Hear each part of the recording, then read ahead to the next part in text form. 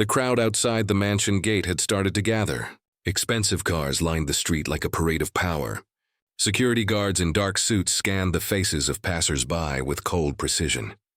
And then, through the noise of honking cars and clicking heels, a frail figure appeared. A man in torn clothes, his hair tangled, his boots falling apart. He stopped in front of the towering iron gates. His eyes, tired but steady, lifted toward the mansion beyond the trees. And then, slowly, he raised his hand and pointed at it. The guards exchanged glances. A few guests laughed. One of them whispered, "Look at him. He probably doesn't even own a pair of socks. Before I tell you what happened next, tell me where you're watching from. And don't forget to like, comment, share, and subscribe to Kindness Valley, where every story reminds us of the power of humanity." The sun was beginning to set, wrapping the mansion in a warm golden glow.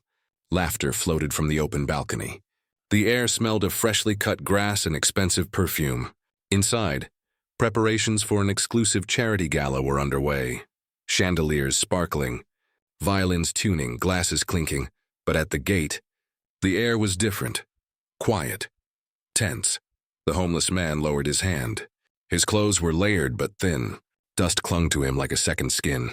He shuffled closer to the gate and asked softly, "May I come in?"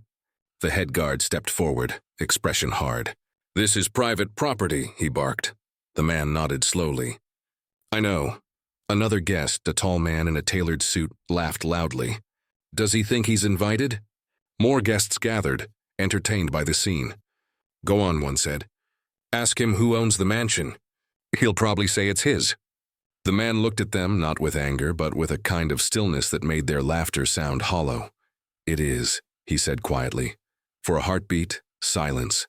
Then the group burst out laughing. "He says it's his!" Someone shouted, doubling over. Even the guards couldn't hide their smirks. He didn't shout back. He didn't move. He simply stood there, his gaze fixed on the mansion like someone looking at an old friend. Minutes later, a black car approached. It stopped just inside the gates. The driver stepped out and hurried toward the homeless man. "Sir," he said breathlessly, "you weren't supposed to come through the front." "The staff entrance is ready." The laughter stopped. The guards' faces froze. The tall man in the suit shifted uncomfortably. The driver gestured with respect. "Please, sir, everyone is waiting inside." The homeless man looked at the crowd once more, then stepped forward. The iron gates opened silently before him. He walked through with slow, measured steps. And with each step, the laughter behind him died a little more. Inside, the mansion's grand hall was bathed in warm light. Crystal chandeliers rained down sparkles onto marble floors. Portraits lined the walls, family faces, generations of legacy. And right in the center hung a portrait of the man himself, young and determined. Whispers followed him as he entered. Some guests recognized him instantly. Others struggled to connect the dusty figure with the man whose name was carved into the stone arch outside. The Kadir estate. Years ago, this man had built the mansion with his own hands.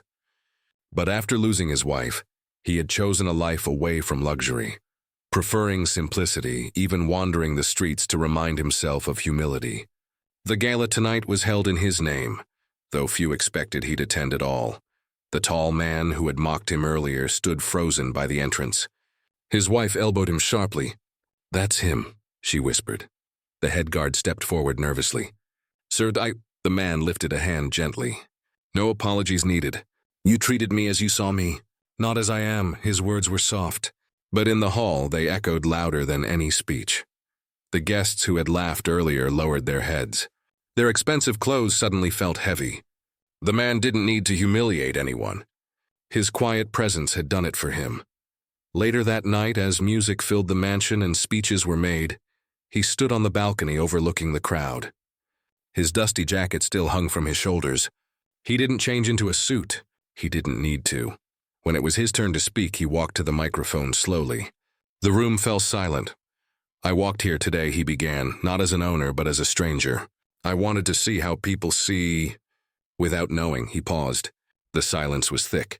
"And what I saw," he continued softly, "reminded me why humility matters more than wealth.